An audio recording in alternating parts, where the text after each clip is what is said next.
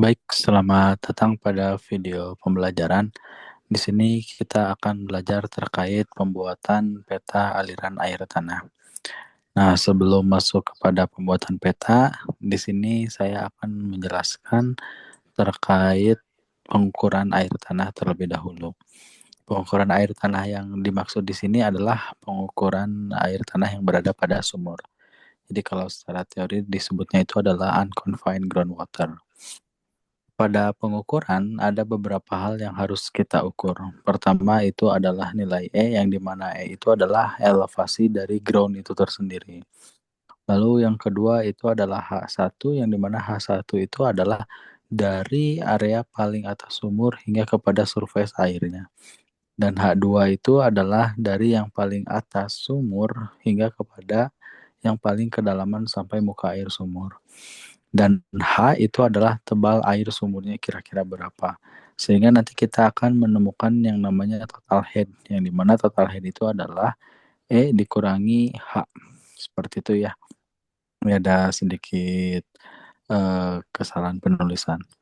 Nah, pada teknisnya ada beberapa hal yang harus kita ukur, dan yang paling penting itu adalah lokasi koordinat dari sumur itu tersendiri. Kita wajib menitiki kira-kira ada pada koordinat berapa sumur yang kita ukur.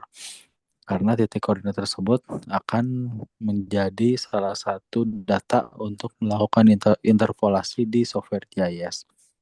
Selanjutnya nanti kita melakukan pengukuran yang dimana disesuaikan dengan pada instrumen, dan selanjutnya nanti kita akan membuat peta aliran air tanah seperti yang ada pada gambar tersebut. Baik, kita langsung saja kepada softwarenya. Mungkin supaya lebih cepat, kita akan coba langsung memasukkan suatu data AWI. Apa itu AWI?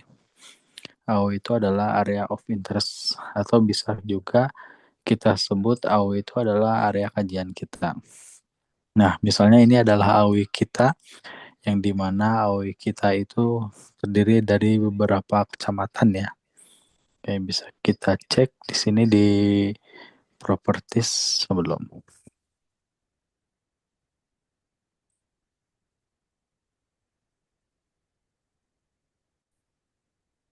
Nah, ini adalah lokasi kita, yang dimana lokasi kita itu berada pada kecamatan yang ada pada Kota Bandung.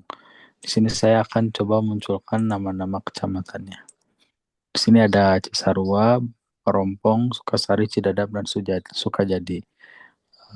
Cisarua dan Perompong itu merupakan Kabupaten Bandung Barat, sedangkan Sukasari, Cidadap, dan Sukajadi itu adalah merupakan area yang ada pada Kota Bandung.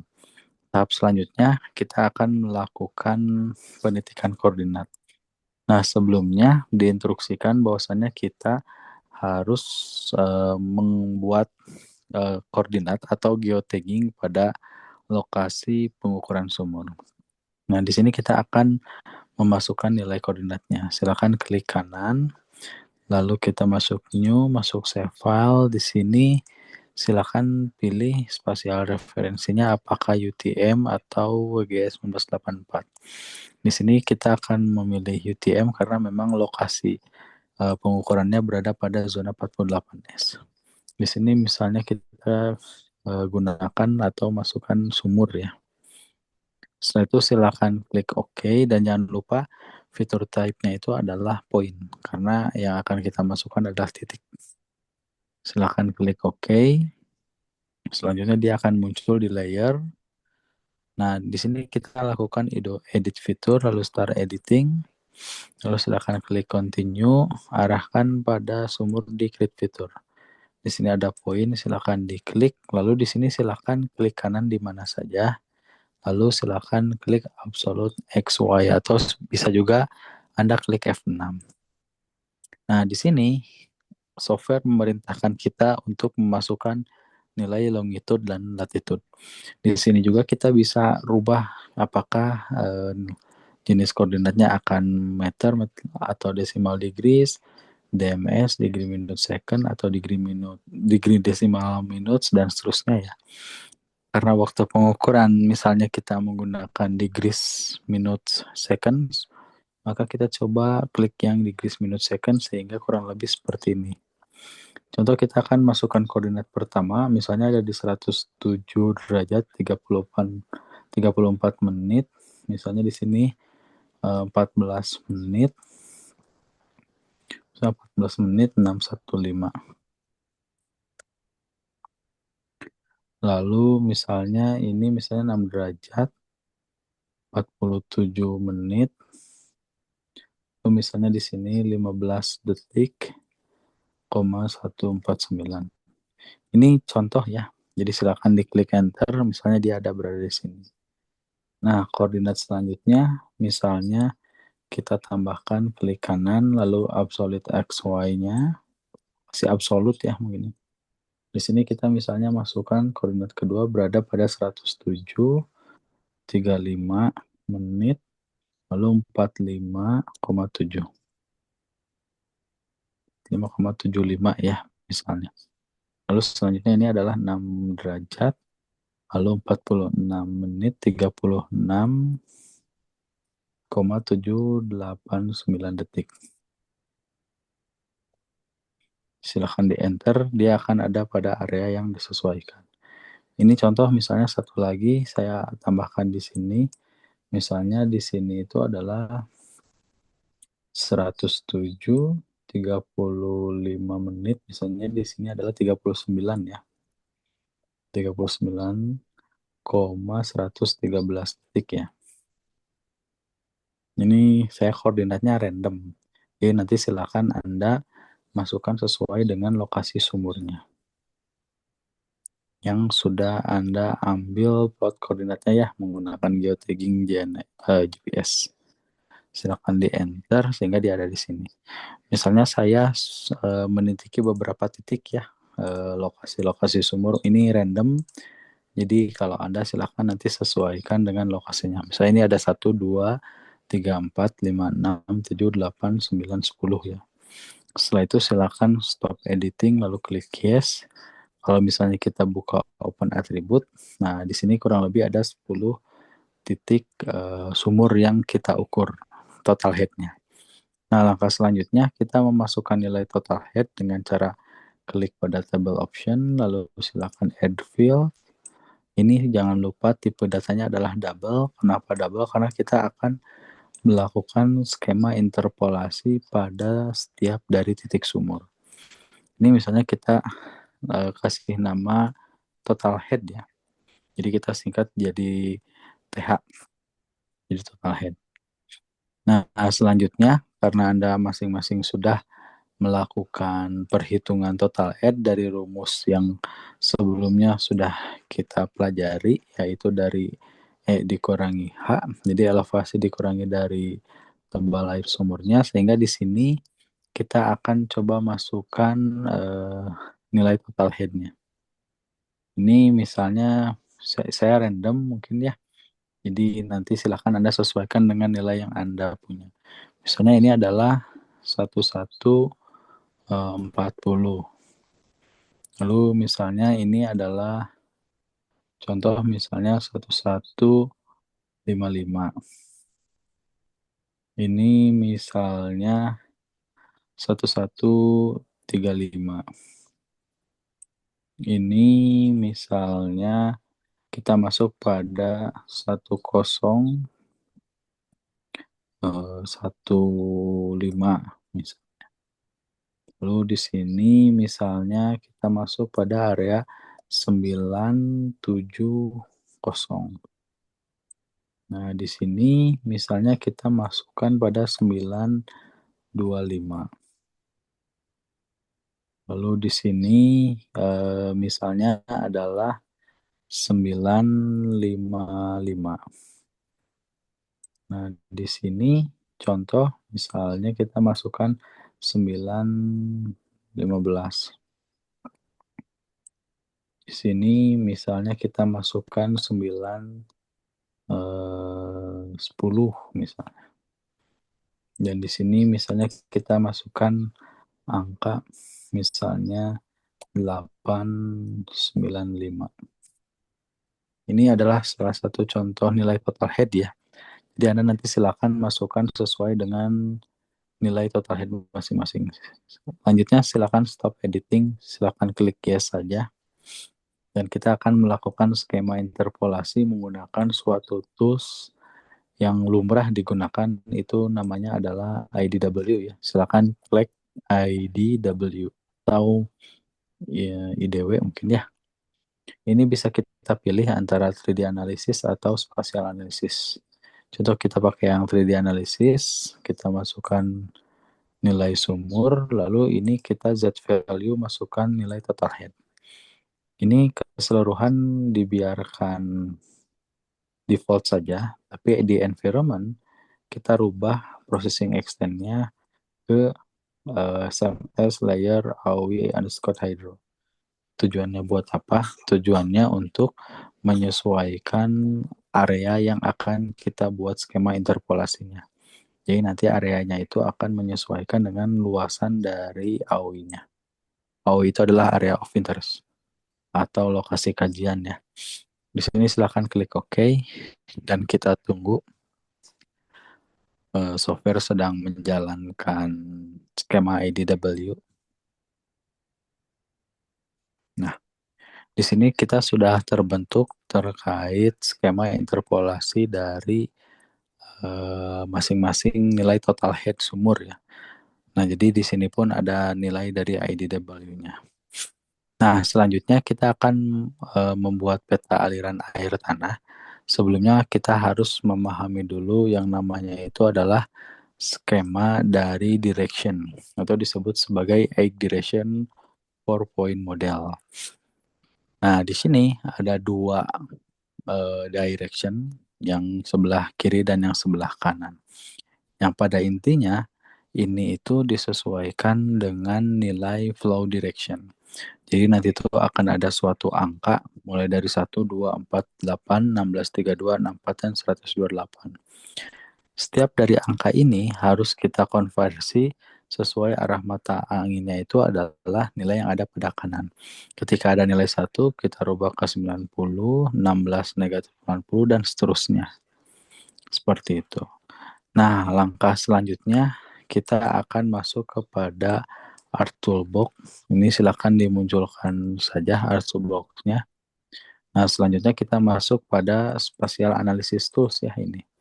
Silakan klik tambah plus, lalu klik juga yang hidrologi, silakan klik yang fill. Nah, fill ini tujuannya itu adalah untuk membuat skema data raster. Yang dimana memang si hasil IDW itu raster, hanya saja rasternya itu dibuat skema fill atau isian. Silakan diklik IDW-nya, ini silakan default saja, kita di environment, lalu processing extend-nya kita rubah kepada AOI underscore hydro. Silakan klik OK, ini pun silakan klik OK. Kita tunggu hasil dari fill. Nah, ini merupakan hasil dari fill yang pada intinya ini adalah basic untuk analisis kira-kira peta aliran air tanahnya itu akan diarahkan kemana. Nah, selanjutnya kita akan membuat fill ini itu menjadi aliran akumulasi atau kita klik yaitu flow accumulation. Jadi flow accumulation ini adalah salah satu tools untuk menghitung akumulasi itu kira-kira arahnya itu akan kemana. Ini silakan klik yang fill, masukkan ini keseluruhannya, silakan default saja karena memang nanti akan menyesuaikan pada software ya. Nah, selanjutnya kita langsung klik OK saja ya, karena tadi processing extend sudah kita setting.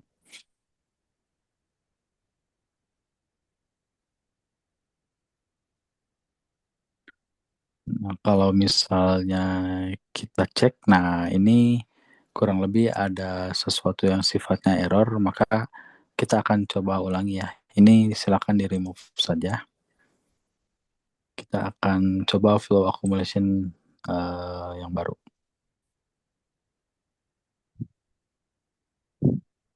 Baik, sebelum accumulation kita ke direction dulu saja. Nah, ini jangan lupa kita masukkan processing extend. Ini diklik OK saja, lalu kita klik OK. Jadi flow direction itu lebih kepada arah alirannya kira-kira kemana. Karena kita akan membuat peta aliran air tanah, maka kita tidak menggunakan flow accumulation ya. Jadi yang kita gunakan itu hanya flow direction. Nah, ini merupakan nilai dari yang tadi saya sebutkan. Jadi tadi sudah disebutkan bahwasannya ada dua direction. Pertama itu dia lebih kepada nilai akumulasi, nilai arahnya itu kemana, dan nanti akan kita sesuaikan dengan arah angle-nya. Jadi arah sudutnya itu kira-kira yang satu itu berapa. Nah, sebelum ke sana kita akan melakukan terlebih dahulu yang namanya itu adalah resample. Resample itu apa? Jadi resample itu lebih kepada pengakumulasian nilai-nilai raster yang disesuaikan dengan cell size. Nah, kalau misalnya kita klik di sini, lalu kita lihat source, di sini ada yang disebut dengan cell size. Nah, cell size ini apa? Cell size itu adalah ukuran dari setiap nilai rasternya. Kalau kita zoom menerus, nah ini ada kotak-kotak yang pada intinya kotak-kotak ini adalah ukuran dari cell size. Kayak ini merupakan data raster sehingga setiap dari raster itu memiliki nilai pixel. Dan setiap dari nilai pixel kita akan coba resample. Kenapa harus kita resample? Agar titik-titik yang nanti akan kita gunakan itu tidak terlalu banyak. Oke, silakan kita masukkan yang flow direction-nya. Ini kita rubah saja. Misalnya ini saya rubah menjadi 1269 ya. Maka ini pun sama 1629. Di sini kita klik OK. Kita tunggu saja. Yang pada intinya nanti nilai pixel-pixelnya itu akan lebih besar. Nah, kurang lebih seperti ini. Kalau kita bandingkan yang sebelumnya, kurang lebih seperti ini ya. Kalau kita zoom, nah apabila kita munculkan, dia akan seperti ini. Nah, jadi kurang lebih seperti itu. Jadi memang sebenarnya semakin kecil cell size itu akan semakin bagus, hanya saja nanti dalam pemvisualisasiannya itu akan banyak sekali. Nah, setelah di resample, kita akan buat setiap dari titik-titik pixel ini merupakan angka. Kita buat menjadi raster to point. Jadi nanti dari setiap nilai raster itu dia akan mendapatkan nilai-nilai poin. Kita masuk ya, ini raster to point. Kita masukkan yang resample tadi hasil analisis. Selanjutnya kita masukkan value ya. Lalu kita klik OK saja. Nah, ini kita tunggu dan hasilnya itu nanti akan berupa poin-poin. Nah, ini ya ada poin banyak. Nah, apabila kita tidak melakukan resample, maka bisa Anda bayangkan ada banyak sekali poin-poin dengan nilai pixel yang cukup kecil ini ya. Tapi kalau sudah di resample, nah nilai rasternya menjadi besar sehingga jumlah dari poinnya itu tidak akan terlalu banyak. Nah, selanjutnya kalau kita cek di atribut label, kurang lebih ada grid code. Nah, ini grid code. Kalau kita sort ascending, jadi grid code ini adalah nilai-nilai dari flow direction yang dimana akan kita rubah. Apa yang akan kita rubah yaitu bentuk simbologi arah alirannya. Seperti itu. Jadi yang angka grid code ini menyesuaikan dengan teori yang ini. Nah, ada angka 1, ada juga angka 2, 4, sampai ke angka 128 ya. Seperti itu. Oke, kita coba rubah. Pertama silahkan klik 2 kali, atau bisa juga kita langsung klik kanan properties ya. Jadi itu lebih kepada kebiasaan. Arahkan kepada simbologi, lalu kita klik kategoris, kita masukkan grid code pada value field, lalu add all value. Nah, sekarang kita akan merubah titik-titik ini menjadi arah sesuai dengan angle alirannya. Di sini silakan klik. Nah, di sini ada narrow ya. Kalau misalnya di sini tidak ada, silakan klik CSTT. Oh, sorry. CATT kalau tidak salah. Oh ya, kita C bentar ya.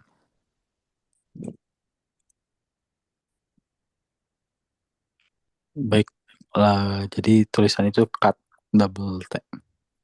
Nah, di sini Anda silakan tinggal klik save as. Di sini misalnya arah. Jadi silakan klik finish, nanti dia akan langsung ada secara otomatis. Oke, kita mulai. Misalnya di sini klik 2 kali. Nah, di sini ada arah ya. Nah, untuk ini silakan rubah kepada 12. Lalu untuk angel itu disesuaikan dengan arah nilainya. Ini angka 1, dia memiliki point angelnya itu adalah 90. Sehingga di sini silakan tuliskan 90. Kita klik OK ya. Maka dia akan menyesuaikan. Lalu yang kedua, ini arahkan size-nya itu 12. Lalu kita cek kalau 2 itu adalah 45. Nah, di sini silakan klik 45. Nomor 4, kita cek kalau 4 itu berapa. Nah, 4 itu di sini 0 ya. Maka silakan sudah 0 arah ke bawah ya. Lalu 8, silakan ganti 12. 8 itu negatif 45. Di sini langsung saja negatif 45. Lalu klik OK, dia akan berubah. Nah, di sini 16 kita rubah. Kalau misalnya 16 itu dia adalah negatif 90. Langsung di enter saja. Lalu kalau 32 kita cek 32 itu adalah negatif 135. Negatif 135. Ini kita ukurannya 12. Lalu kita klik OK. Lalu 64. Kita cek kalau 64 itu dia lebih ke 180. Nah, 180 kita klik OK. Lalu yang 128. 108 itu adalah 135. Jangan lupa ini size-nya 12 saja agar tidak terlalu besar. Setelah itu silakan klik apply. Nah, maka poin-poin yang tadi itu akan berubah simbologinya menjadi arah panah ya. Yang dimana arah panah ini itu adalah arah panah aliran airnya kira-kira ke daerah mana. Seperti itu. Dan ini akan menyesuaikan dengan lokasi sumur yang kita buat. Nah, kalau kita buat seperti ini, nah ini bisa saja karena kenapa ini ke atas, karena bisa jadi di atas itu ada sumur yang lebih tinggi dan seharusnya itu ke bawah. Jadi pada intinya ini tuh mengarah kepada aliran yang memang total head-nya itu lebih tinggi daripada total head yang ada di bawah. Itu ya. Nah, kalau misalnya kita tambahkan base map misalnya ya. Jadi kita bisa tambahkan base map misalnya agar lebih terlihat areanya seperti bagaimana.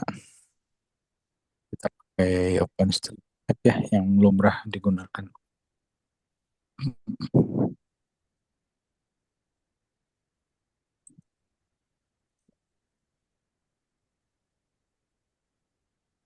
Ini misalnya saya simbolnya dirubah sesuai dengan kaidah ya. Biasanya kan kalau batas ada dots-nya.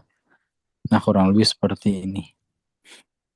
Nah, ini yang ke arah atas ini bisa jadi ini tuh karena di atasnya itu tidak ada poinnya lagi. Sehingga dia arahnya itu menyesuaikan. Jadi kan ini misalnya ke atas lalu dia mengalir ke sebelah, ini sebelah barat ya, dan ini ke sebelah timur, menyesuaikan dengan arahnya. Seperti itu. Nah, kalau misalnya kita perbesar misalnya ya, ini lokasi sumurnya ya kurang lebih seperti ini ya. Jadi intinya kalau pembuatan peta aliran bawah tanah, air bawah tanah kalau menggunakan skema sumur itu lebih banyak data sumur akan lebih baik. Dan selain itu pun kita harus membatasi areanya itu sesuai dengan cekungan air tanahnya kemana. Kalau ini karena memang sifatnya itu latihan, jadi kurang lebih memang tidak terlalu representatif karena memang kan kalau yang arahnya ke atas kan tidak terlalu memungkinkan ya. Tapi kalau misalnya kita cek di sini ada danau ya, bisa jadi saja si airnya itu mengakumulasi ke daerah danau.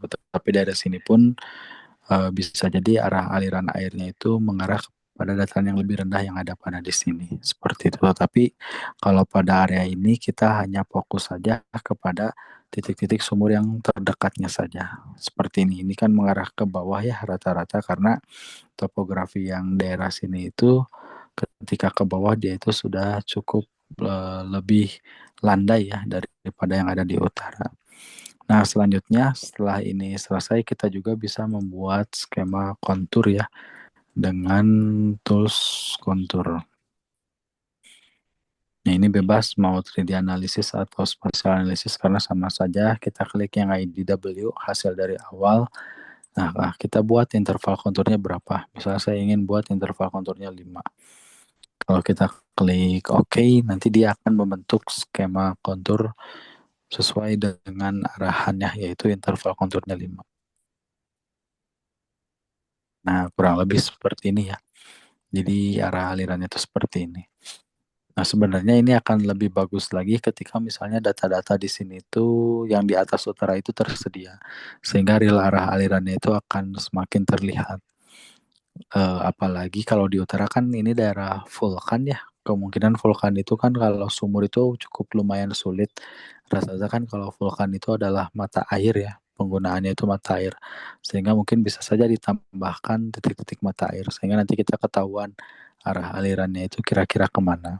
Nah kalau di sini kita hanya membatasinya di daerah ini saja. Karena memang kalau secara empiris kemungkinan besar di daerah atas itu relatif lebih banyak mata air ya. Karena ini koordinatnya hanya contoh dan memang posisi koordinatnya pun tidak tidak sesuai dengan kenyataannya sehingga nanti silakan masukkan data itu yang sesuai dengan kenyataannya seperti bagaimana. Seperti itu. Nah, itu saja untuk video kali ini. Untuk layout bisa disesuaikan yang ada pada bagian view layout dan di sini Anda bisa silahkan tinggal layout terkait peta aliran tanahnya ya. Oke, cukup sekian. Terima kasih.